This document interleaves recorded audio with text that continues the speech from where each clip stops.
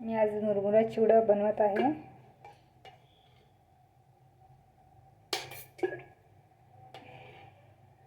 संध्याकाळी 4 वाजता चहाच्या टाईमला आपल्याला जरासं भूक लागल्यासारखं वाटते, तेव्हा असं जरासं स्नॅक्स म्हणून खायला छान वाटतो चिवडा. नेहमी मी जरासं बनवून ठेवते.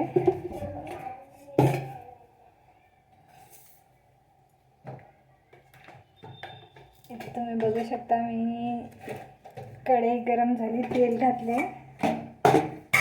कढईमध्ये तेल घातल्यावर तेल गरम झालंय. नंतर मी ह्याच्यामध्ये टाकते जरा जिरे.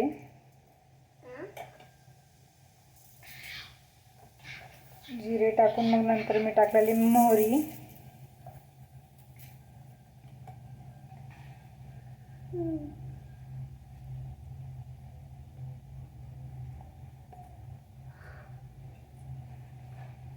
मोहरी टाकल्यावर त्याच्यामध्ये मी टाकते जरासं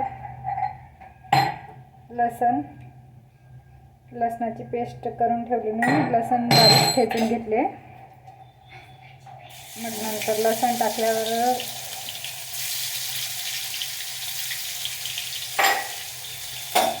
लसणाला छान परतून घ्यावं. परतून घेतल्यावर त्याच्यामध्ये मी शेंगदाणे टाकते. मध्ये शेंगदाणे मी अगोदर जरा भाजून घेतले होते, त्याच्यानंतर तेलात पण टाकले जरा.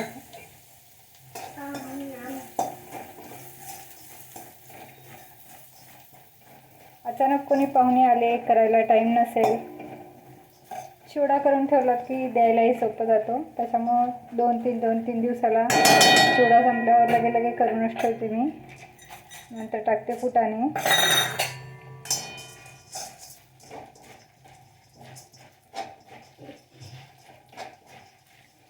गडबड असेल, अचानक कोणी आला असेल, गडबडीत करायला टाईमच नसेल, लवकरात लवकर त्यांना काही खायला द्यायचं असेल तर चकली, चिवडा जरासं कधी पण करून ठेवलं तर आपल्याला सोपं जाते की घरी अचानक कोणी आले तर त्यांना द्यायला.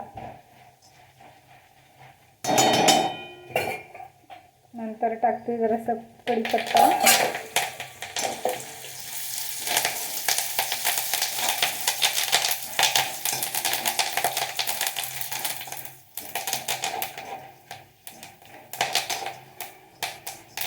कढीपत्ता टाकून चांगलं परतून घेते. नंतर त्याच्यामध्ये टाकते जरासं खोबऱ्याचे बारीक बारीक चकत्या करून घेतले, लांब चकत्या करून घेतले. मी वाळलेलं खोबरं होतं.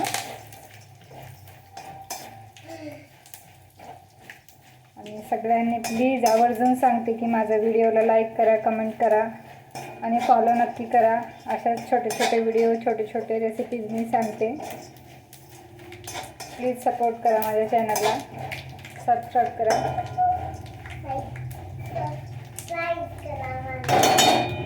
बघा माझी मुलगी पण म्हणत आहे की सबस्क्राईब करा म्हणे.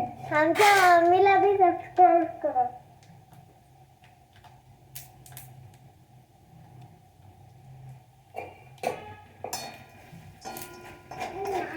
नंतर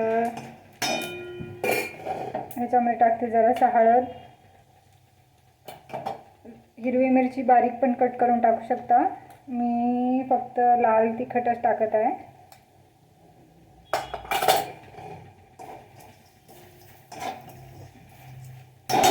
मग नंतर त्याच्यामध्ये आपण मोहरी टाकून देऊ.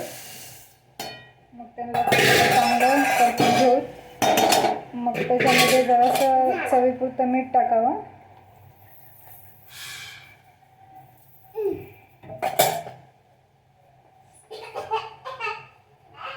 तर मी चांगलं परतून घेते.